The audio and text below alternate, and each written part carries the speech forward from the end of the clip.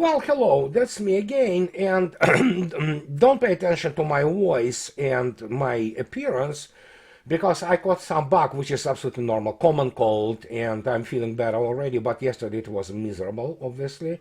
It's all the result of the constant running in the airports and moving on myself the huge number of items of luggage, if you wish. So here I am speaking with a little bit of the convoluted voice, if you wish. So, but let's get to our goal, so to speak, and I will go immediately and tell you that obviously the major news are this news. I didn't translate them on the through the browser because it gets you ridiculous translation from Russian to English and it's just unreadable anyway, but it's very simple what it says. It says that the missile complex Sarmat is now on the combat duty in the first line, and so it's ready to go if, God forbids, need will arise. So, and as you might expect, and it was spoke many times, some people say that its range is up to 18,000 kilometers. Others say that it's much longer than that. But truth is that thing can fly from the under the South Pole and attack from basically unexpected directions, and has an enormous energy, and it has a very short active cut, so to speak, active trajectory where it accelerates, so it's very difficult to intercept by any means. So it's basically uninterceptable, and it can carry up to 10 avant-garde hypersonic gliding vehicles, which have the speed and access of Mach 27. So it's now officially on combat duty, and yeah, these are bad news for those people who want to really conceive something really dangerous as we go, and I quoted through Paul Joseph Watson, but Tucker literally stirred the pot 2 days ago, and when he predicted that in order for Uniparty to stay in power, and especially when you look and consider the fanatical and illiterate neocons, both in Biden administration and State Department and Pentagon, they will be able to, or will try to, basically unleash their hot war with Russia. If you go to my blog, I already elaborated on that. It doesn't mean that they may not try.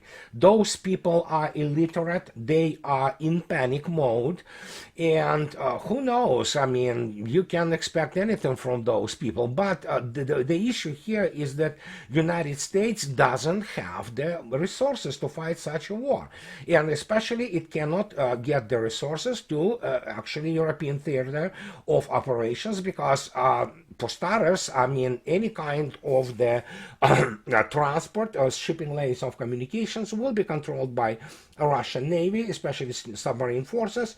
And when you have the ranges such as Kinjal of 3,000 kilometers, which is hypersonic, I don't think so you want to even try. But you know what? Who knows?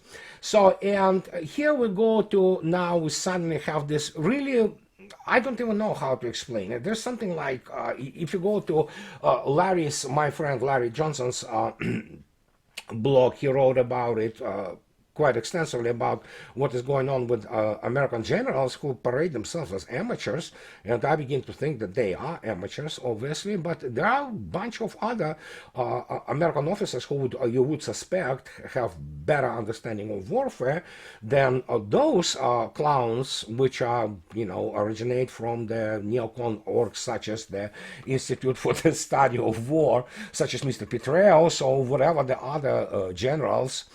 But point is that there's something wrong with people. They it got to them, the special military operation, and even Colonel McGregor, whom I respect profoundly, he is a true professional, but again, he doesn't know much about Russian military history, but even he starts to say that, you know what, Russians do not accelerate because they are afraid of NATO, interference, and they don't want to fight NATO. No, I don't think so. It's the case at all, and the only reason Russians are standing, so to speak, while simultaneously moving towards Kupiansk, which they are on outskirts of Kupiansk, is very simple. There is a strategic reality which Kremlin and obviously Russian general staff have to consider, and this reality is very simple. How much of Ukraine you want to put on the balance of Russia? Period. That's the only reason why Russians are kind of not procrastinating. And again, there are many people say, oh, I don't understand how this war is prosecuted.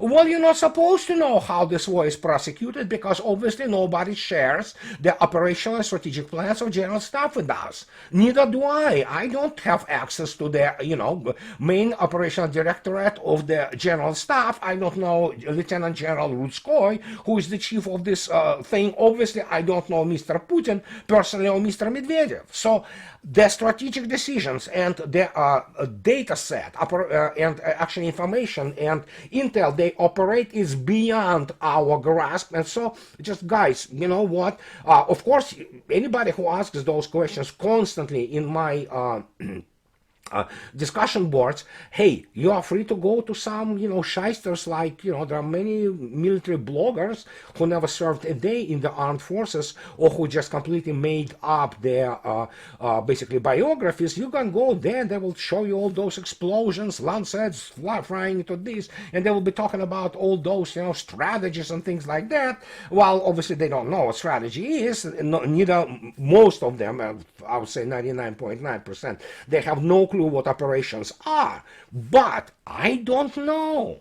I can only speculate, and that's what I present here as my, so to speak, speculation, granted that I try to speculate on the, how to put it politely, on some professional foundation, some professional basis. And I, based on my professional experience, based on my education, based on my social circle, which has many people in my social circle, people with the senior officers, including from some very serious organizations. We don't know. Nobody's gonna tell us, and rightly so, because nobody goes out there and presents their plans and say we're gonna do this and that, and that's what many people do not understand. But I can tell you obviously very clearly that, for example, profoundly respected by me, Mr. Douglas McGregor, he is plain, simple wrong. Russia is not afraid of the confrontation with NATO, and again, this is the part, there are contingency plans for that. That is why you have more than 300,000 active army being in reserve. It's the fact that how much do you need of this Ukraine? Even considering the fact that Russia already incorporated basically 4 new subjects into, which is 5.5 million people. Additionally, it's 120,000 square kilometers of the territory. By the way, so much for Russians, losing the war. So now, how much do you want to accept more? Kharkov? Possible. Odessa? Most likely down the road, but that's about it. You do not want those people on your balance, and I wrote about it in my blog 3 days ago. Read about it. As my friends who went through and are there, they said there are no friends for us Russians in there, in Kiev or anywhere. There are some, maybe people, maybe some very small percentage of the so-called Ukrainians who are expecting that Russians will come in, basically liberate them and then kind of give them all money and, all this support and welfare that they can continue to do what they were doing. That means running the country into the ground. That's not going to happen. Russians do not want that. Overwhelming majority of Russian population do not want that. And anybody who talks about now about the brotherly nation and brotherly people, forget it. This feeling is not there anymore in Russia. Russians know who Ukrainians are. They are no friends, and they now are no brotherly nation. So, and that's what brings us to other thing. While McGregor makes this interesting kind of observation, which is wrong, I totally ready to discuss this. But we have Mr. Wilkerson, chief of staff of Mr. late Colin Powell. And Colonel Wilkerson started to talk for Dialogue Works, a great actually resource, and he talks to about restructuring of the Russian army. I was able to sustain or tolerate about 10 minutes of his explanations. After that, I scratched my head and I said that, yeah, the guy has no clue what he is talking about. And when he is talking about the especially First Chechen War, which happened to be 28 years ago, I don't know. Does he know anything about modern Russia? No, he does not. And his basically military views are those of the people who still believe that America is the great fighting force in history, as Mr. Obama said it. But it's not. American military record is dismal. It's not nowhere near of Russia. But hey, here he is, and he begins to speculate on something. He doesn't speak Russian. He doesn't have connections. He doesn't have social circle in Russia, and especially professional social circle. Yet he goes out and talks about restructuring of the Russian army while having no access, not even a rumor or whiff about, for example, how the new field manuals are written. Much of them are the top secret, and so I don't know what he's talking about. So when you begin to look at this and you begin kind of get that something is wrong, I mean. And here is the thing that Tony Shaffer, the Lieutenant Colonel Tony Shaffer, spoke to I don't remember who. Oh, Judge Napolitano. That's what he spoke to a couple of days ago. And Tony Shaffer, believe me, as many other American experts, and they are followed in Russia.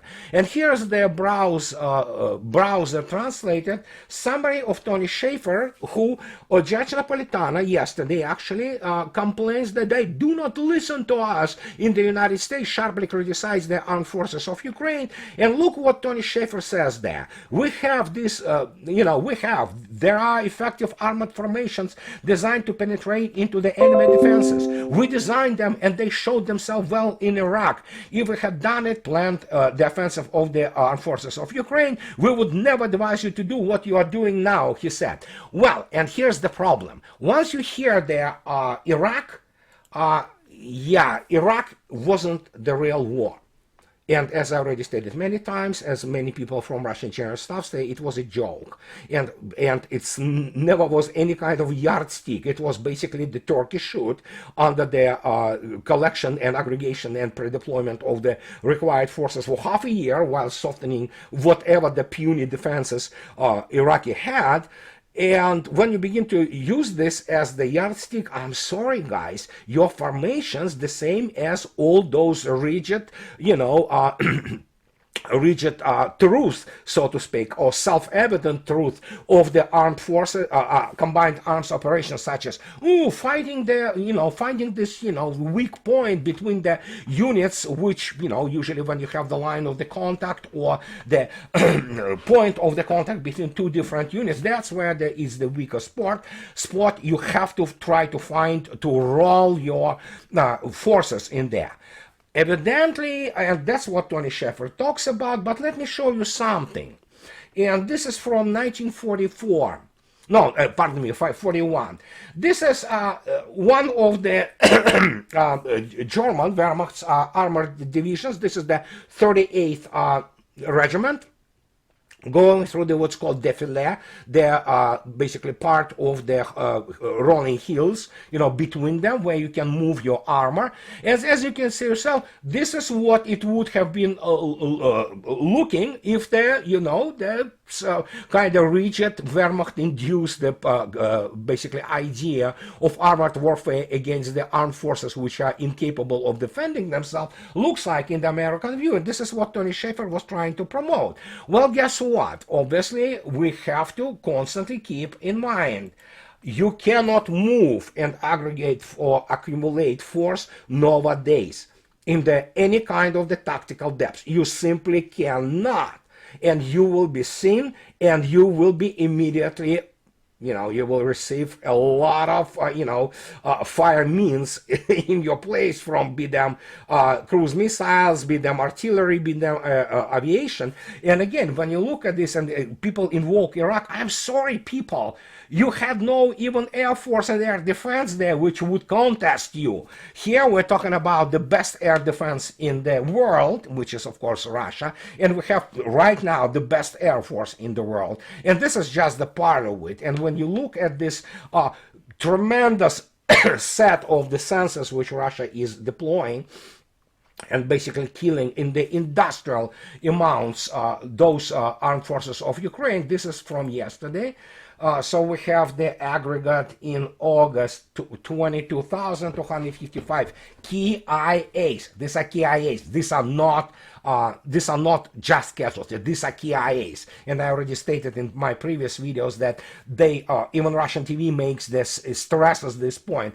As you can see yourself, so yeah, good luck trying to do that. And good luck trying to, for example, if you look at the numbers, which are operational coefficients, so to speak, you have to consider that, for example, if even the NATO officers admit that Russian air defense effectiveness is about 92-98% on all kinds of munitions, including those, HIMARS, what have you, and then it's almost 100% on the regular fixed-wing aircraft, not just fixed, any kind of aircraft. I mean, make your own conclusion. Okay, let's say America, U.S. Army has a better, let's say, electronic warfare means than, let's say, Ukrainians, which, by the way, they pretty much have almost the same thing.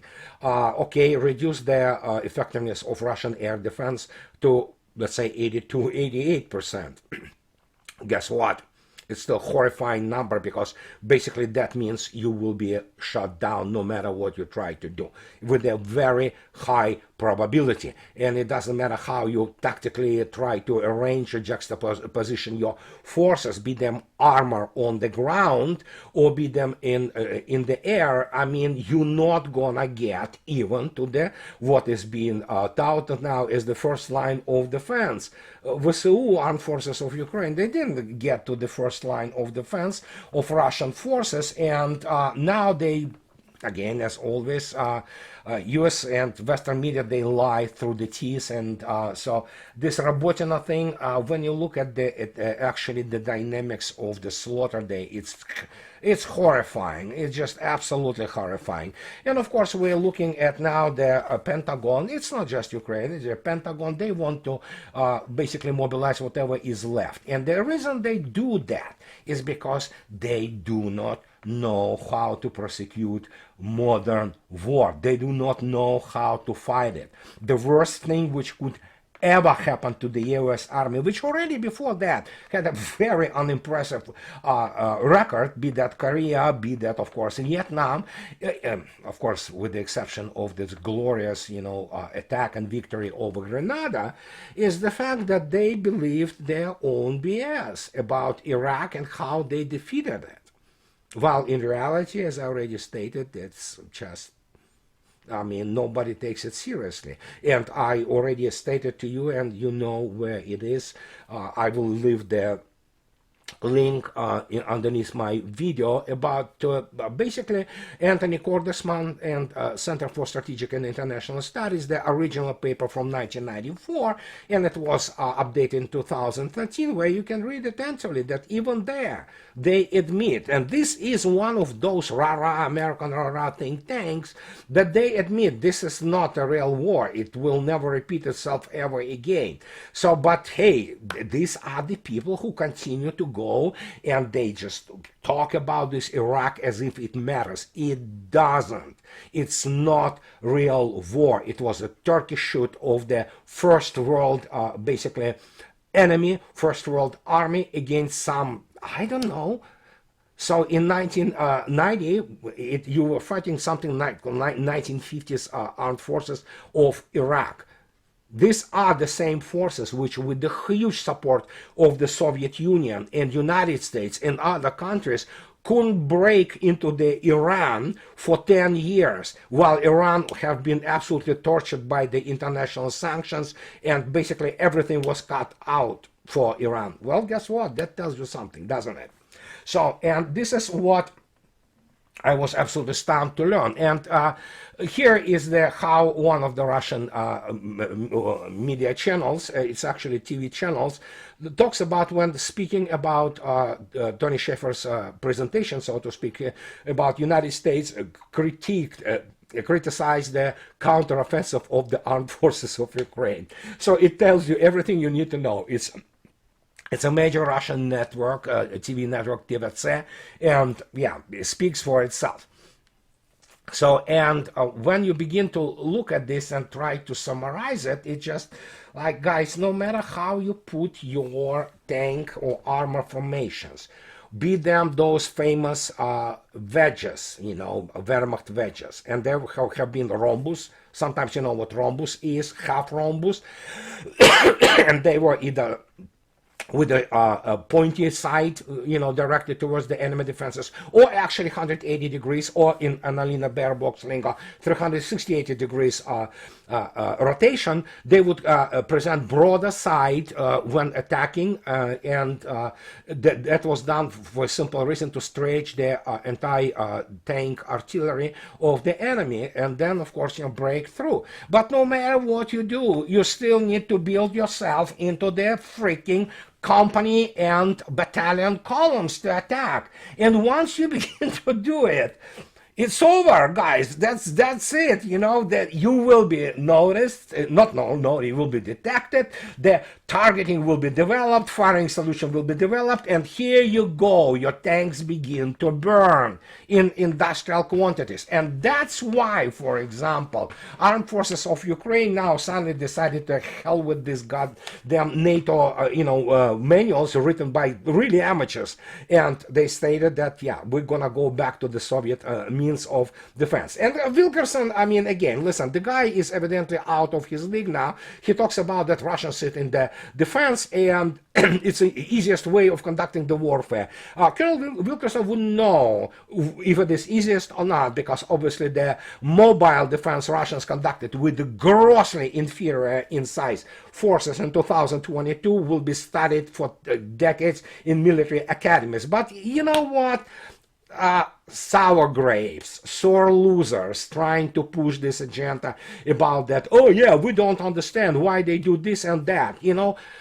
Just let me remind you, in January 1945, first Belarusian front by Georgy Zhukov, instead of going for the jugular in Berlin, turns north 90 degrees and moves into Pomerania to basically wipe out the Pomeranian group of Wehrmacht.